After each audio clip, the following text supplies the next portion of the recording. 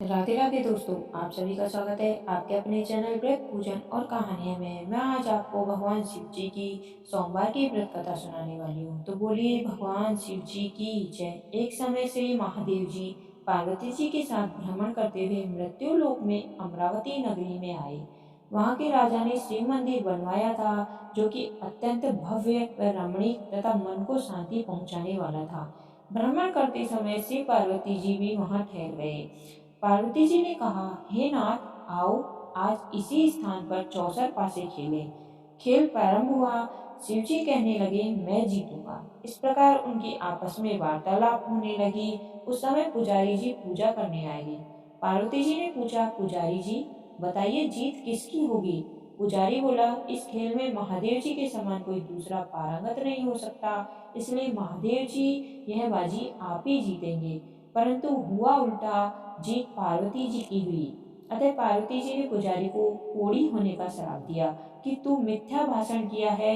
अब तो पुजारी जी कोढ़ी हो गए। शिव पार्वती जी दोनों वापस चले गए। कुछ समय पश्चात अप्सराएं पूजा करने आई। अप्सराओं ने पुजारी के उसके कोढ़ी होने का कारण पूछा। पुजारी जी ने सब बातें बता दी। अप्सराएं कहने लगी, पुजारी जी आप 16 सोमवार का व्रत करें तो शिव जी प्रसन्न होकर आपका संकट दूर करेंगे। पुजारी जी ने अप्सराओं से व्रत की विधि पूछी। अप्सराओं ने व्रत करने और व्रत के उद्यापन करने की संपूर्ण विधि बता दी। पुजारी जी ने विधि पूर्वक श्रद्धा भाव से व्रत प्रारंभ किया और अंत में व्रत का उद्यापन भी किया। व्रत के प्रभाव से पुजारी जी रोग मुक्त हो गए।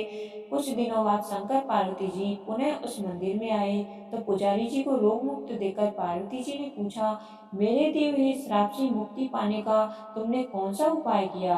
पुजारी जी ने कहा, हे माता, अप्सराओं द्वारा बताए गए 16 सोमवार के व्रत करने से मेरा यह कष्ट दूर हुआ है।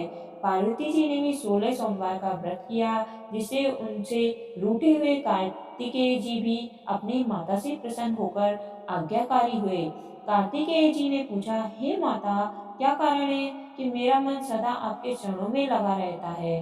पार्वती जी ने कार्तिकेय को 16 सोमवार के व्रत का महात्म्य तथा विधि बताई। तब कार्तिकेय ने भी इस व्रत को किया और उसका बिछड़ा हुआ मित्र मिल गया। अब मित्र ने भी इस व्रत को अपने विवाह होने की इच्छा से किया। फलतः वह विदेश गया। वहां के राजा की कन्या का स्वयंवर था।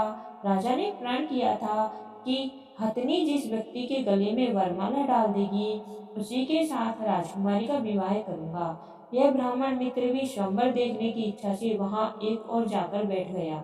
हथनी ने इसी ब्राह्मण मित्र को माला पहनाई तो राजा ने बड़ी धूमधाम से अपनी राजकुमारी का विवाह उसके साथ कर दिया। तत्पश्चात दोनों सुख पूर्वक रहने लगे। एक दिन राजकन्या ने पूछा, हे नाथ, आपने कौन सा पुण्य किया जिसे हथनी ने आपके गले में वरमाला पहनाई। ब्राह्मण पति ने कहा, मैंने कार्तिकेय जी द्वारा बताए अनुसार 16 सोमवार का व्रत पूर्ण विधि विधान से श्रद्धा भक्ति से किया, जिसके फल के कारण मुझे तुम्हारे जैसी सौभाग्यशाली पत्नी मिली। अब तो राजकन्या ने भी सत्य पुत्र प्राप्ति के लिए व्रत किया और सर्वगुण संपन्न पुत्र प्राप्त किया। बड़े होकर पुत्र ने भी राज प्राप्ति की कामना से 16 सोमवार का व्रत किया। राजा के देवलोक होने पर इसी ब्राह्मण कुमार को राजगद्दी मिली। फिर भी वह इस व्रत को करता रहा। एक दिन उसने अपनी पत्नी से पूजा सामग्री शिवालय ले चलने को कहा, परंतु उसने पूजा सामग्री अपनी दासियों द्वारा भिजवा दी। जब राजा ने पूजन समाप्त किया तो आकाशवाणी हुई कि हे राजा, तुम इस पत्नी को त्याग दो, नहीं तो राजपाट से हाथ धोना पड़ेगा। प्रभु की आज्ञा मानकर उसने अपनी पत्नी को महल से निकाल दिया। तब वह अपने भाग्य को कोसती हुई एक बुढ़िया के पास गई और अपना दुखड़ा सुनाया तथा बुढ़िया को बताया, मैं पूजन सामग्री राजा के कहे अनुसार शिवालय में नहीं ले गई और राजा ने मुझे निकाल दिया। बुढ़िया ने कहा, मुझे तेरा काम करना पड़ेगा। उसने स्वीकार कर लिया। तब बुढ़िया ने सूत की गठरी उसके सिर पर रखी और बाजार भेज दिया। रास्ते में आंधी आई तो सिर पर रखी गठरी उड़ गई। बुढ़िया ने डांटकर उसे भगा दिया। अब रानी बुढ़िया के यहाँ से चलते चलते एक आश्रम में पहुंची। गुसाई जी उसे देखते ही समझ गए कि यह उच्च घराने की अबला विपत्ति की मारी है। वे उसे धैर्य बंधाते हुए बोले, बेटी तुम मेरे आश्रम में रह, किसी प्रकार की चिंता मत कर। रानी आश्रम में रहने लगी, परंतु जिस वस्तु को वह हाथ लगाती वह वस्तु खराब हो जाती। यह देखकर गुसाई जी ने पूछा, बेटी किस देव के अपराध से ऐसा होता है? रानी ने बताया कि मैंने अपने पति की आज्ञा का उल्लंघन किया और शिवालय में पूजन करने के लिए नहीं गई। इससे मुझे घोर कष्ट उठाने पड़ रहे हैं। गुसाई जी ने शिव जी से उसके कुशल क्षेम के लिए प्रार्थना की और कहा, बेटी तुम 16 सोमवार का व्रत विधि के अनुसार करो। तब रानी ने विधि पूर्वक व्रत किया।